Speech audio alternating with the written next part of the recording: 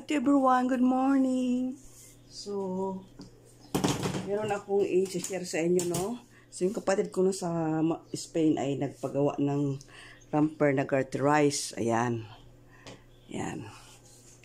Ang tela niya ay chalis. Ayan.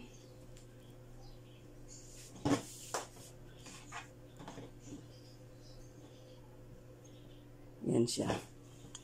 So, may tali dito para itali mo sa liig. No? Ayan. So, ito naman ruffles niya. So, kahit wala kang bra, hindi yan makikita yung nipple mo dahil ito ay meron siyang pambahay. Ito ay pambahay niya. So, ayan.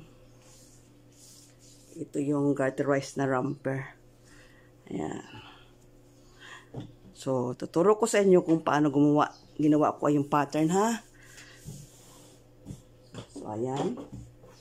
So, ang garter na ginamit ko ay maliit lang. So, ayan siya. Ayan. So, start na tayo. So, gawa tayo ng pattern. So, sa paggawa natin ng pattern, dito, so, side nito, 3 inches. 3 inches yan, ha?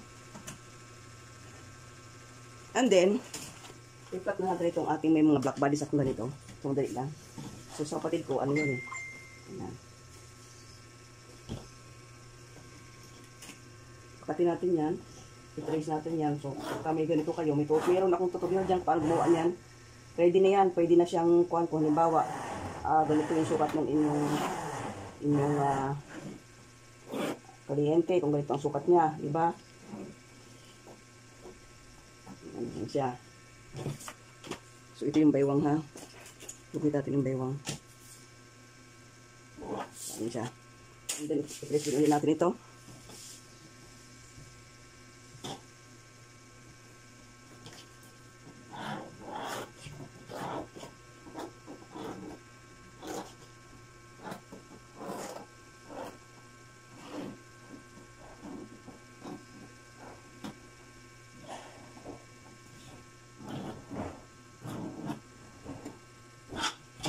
Ayan siya. Suguitan natin yung baywang. Ayan ang baywang niya. So dito, ididiretso natin yan. Ididiretso natin yun doon. Kasi ang haba ng kanyang short ay 4 inches yung sa hem. So, ayan siya. Ididiretso natin yan. Ayan. So, yun ang haba niya. Mula dito sa baywang, para sa crotch line natin, bababa tayo ng 13 inches. Medium hanggang large ay 13. Mula sa large, XL, to XL to XL, 13, 14, 15 hanggang 15 yan. Ang baba mula sa baywang para sa pundiyo. So, ito ay 13. No? Yun, 13 yun, ha? Yun, 13 yun. Mula dito, 13 inches. Mula dyan, lagay tayo ng pundiyo, no? Mula dyan, susukat tayo ng hips circumference divided by 16. So, yan. I-divide mo sa 16. Halimbawa, ito 40. Ayan. 40 divided by 16 equals 2.5, 2.5 inches. So, lagay tayo ng 2.5 inches dito. And then, saka natin siya guhitan yan. Ayan. So, ayan yung pundiyo niya. Ngayon, dito naman sa taas, dahil ito ay yun, walang manggasyon. So, ayan. Ito na siya, dito ka ngayon maghahati.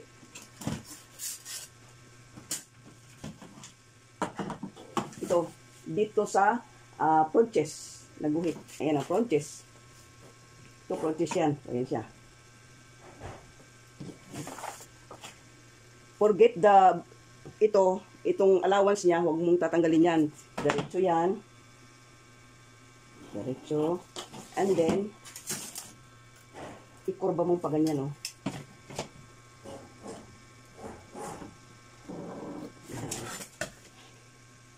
Yan. Yun yung dibdib noong ginawa ko. So, ayan siya. And then, ano yan? Pag ganyan lang siya, oh. Mag-allowance ka lang ng pang, ng garter. Garterize siya, pati sa likod. At saka yung kanyang sharing dito, hindi sharing, kundi yung ang tingin nyo lang sharing, pero hindi sharing pa yun. Bilog yun. Tabas na bilog yun. And then, kung ano yung circumference nito, sukatin mo hanggang doon. Yun ang, dalawa yan, dalawang ganyan kahaba, yun yung iaano mo sa bilog. Ito, 4 inches yan. Yung sahim niya, 4 inches. So, guguhitan natin, 4 inches.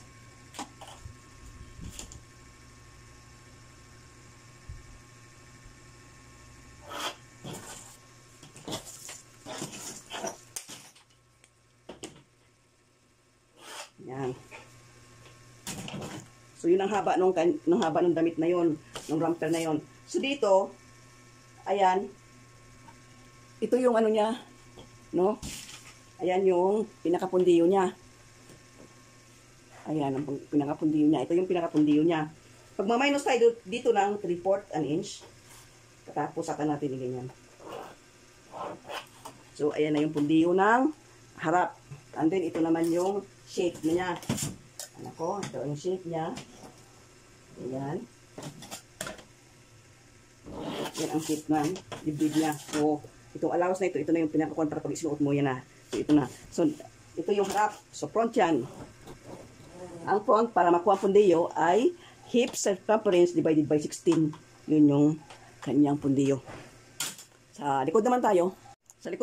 So, yan ang likod. Dito ka, ipapak mo lang, tapak mo lang dun sa waistline. Ayan na siya. Diba? I-trace natin yan. So, kapag may ganito kayo, ano lang, madali lang. So, may tutorial ako dyan sa aking channel.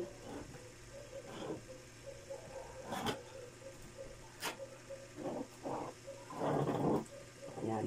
Makatindi natin naman doon. So, ayan siya. Gumitan natin yung yan. So, yan. So, atin na siyang gumitan pababa.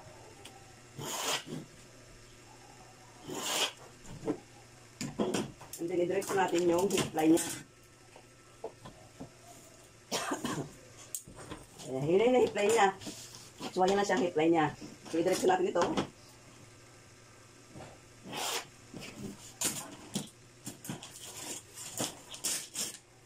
Baba tayo ng 13 inches. So, 13 inches. Yan. So, dito ang 13 inches ha. Ayan. Para makuha natin ang pundiyo ng likod, ay hip circumference divided by 8. Doon sa harap, divided by 16. Dito naman, divided by 8. So, ito. So, ang hips niya ay 40 divided by 8 equals 5. So, 5 yung kanyang extension ng kanyang crotch line. So, ayan siya. Nandiniga, ganyan nyo lang. Kung meron kayong ganito, madali lang. So, ayan siya.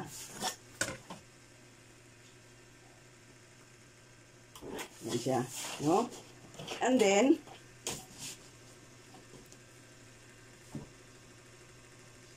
diretso nyo yan. Pasok tayo ng 3/4 dito sa baba. And then, wait. So, yan yung crotch line ng likod. Hip circumference divided by 8. Ang namang harap, hip circumference divided by 16. So, pagdating naman dito, dahil yun wala naman siyang likod, wala siyang arm. So, yan, dito, katapat ng arm, bababa tayo ng 1/2 inch. 1/2 inch. And then, buhid doon. So, ayun na yung bumper. Ito na yung likod. Ito yung harap. So, ayan. Napakadali lang. No? So, gagawa lang kayo ng tali. Ayun. So, ayan siya. Ito yung harap. Ito yung likod. So, ito ay 5 inches. 5 inches. Ito naman ay 2.5 inches. Ayan. So, ngayon, paano paglagay ng bumper dito, no? So, sa paggawa ng sharing dito sa harap niya, ay sukatin natin ito. Sukatin natin yan. 12. So, bali, pati yung kabila, sa dalawang braso ito eh, di 24. 12. So, 12. So, ito siya. Isang tupi. Dalawa. Ayan. Tapos, i-fold mo din. So, apat yan, ano? So, paano makuha ang circumference noong bilog na ilalagay mo doon? So, ganito yun. 24 divided by 6 equals 4. Ang 4, minus mo siya ng 3/8. So, 3 and 6/8. So, ayan siya. 3 and 6/8. Ayan, 3 and 6/8. Pag nagupit mo kasi yan, tamang-tama yan siya. Kahit kulang siya ng sukat, pagka nagupit mo na yan, hindi na siya lalaki, kundi tamang-tama ng sukat. So, ayan siya. 6, di ba? 6. And then, ang kanyang circumference ay 5. 1, 2, 3, 4, 5. So, 5 inches yung circumference nung ang haba nung ating rappels doon sa harap. So, ayan siya. Gupitin natin, oh.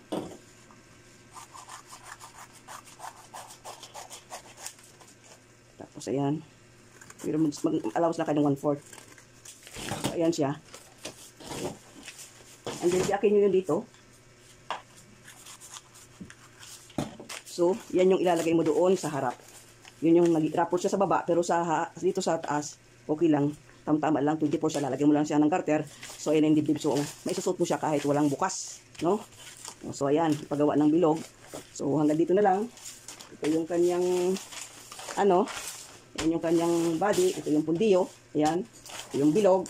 And then, yung strap niya, ay yung panlagay dito, yung kakapit nyo dyan, ay, mag-ano kayo ng 2 inches or 4, 8, 3 inches.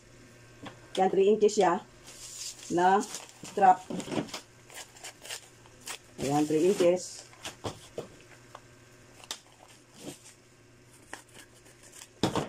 Siya. So, igaganyan nyo lang siya. Ayan. So, ayan siya. Gawa kayo ng 50 ang haba, 15 inches. Yun yung kakabit nyo dito para itatali sa leeg. So, 3 inches. Yan. Ganyan nyo siya. Ayan. Na ang haba ay 50 inches. So, nandito na lang. Bye for now. God bless everyone. Have a good day. Bye.